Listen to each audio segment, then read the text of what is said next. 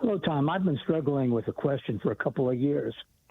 If you live in a democratic country, whether capitalistic or some form of socialism, how can this democracy progress without becoming an oligarchy?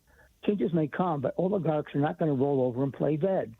They're going to hold on to their wealth and power regardless of the consequences. We took the oligarchy in the United States down a massive notch in the era between 1890 and 1932.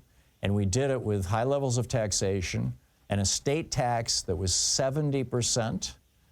In today's dollars, you lost 70% of everything after $15 million. You had a top income tax rate of 91%. You had a top corporate tax rate of 50%. All of these things worked to prevent oligarchs from becoming oligarchs, or prevent people from becoming oligarchs, and to prevent oligarchs from involving themselves in politics. And then we did pass laws preventing money in politics. Starting in 1905, there were a whole bunch of state laws. There were also federal laws.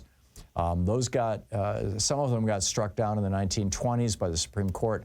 We came back with even more of them in 1974, 75, 76. I wrote a book about this called Unequal Protection. And then those laws got struck down by the U.S. Supreme Court, or by 5 Republicans on the U.S. Supreme Court, to be very clear. In 1976, with the Buckley versus Vallejo decision, which said that billionaires can buy politicians. In 1978, with the First National Bank of Boston versus Frank Bellotti decision, which said that corporations can buy politicians. And then in a big way with Citizens United and McCutcheon, which said that in 2010 and 2013, which said that basically money is the same thing as free speech, corporations are the same thing as people and as persons, and unlimited bribery is the name of the game. That's why we are in an oligarchic moment here, Alan. But we can reverse this simply by going back to what we did before. We need to break up the big monopolies. The Biden administration is looking at breaking up Google right now. They're talking about stopping the Albertsons-Kroger merger because it'll create a monopoly. They're looking at going after Amazon, which is going to be real interesting if that happens because, of course, the guy who owns Amazon also owns the Washington Post. It's going to get messy. But that's how you do it, Alan. Did I answer your question?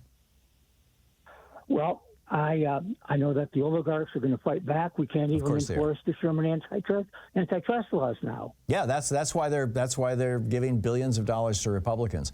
I just think though that it was the power of the people back in the 1930s, electing Franklin Roosevelt and gung ho behind him, and the power of the people in the 1890s that helped push through the Sherman Antitrust Act. This is powerful stuff. And I don't think that the Republicans and their oligarch funders are going to win. I really think that this is the fourth turning that Neil Howe had predicted. And I think that we're there. Alan, thanks for the call.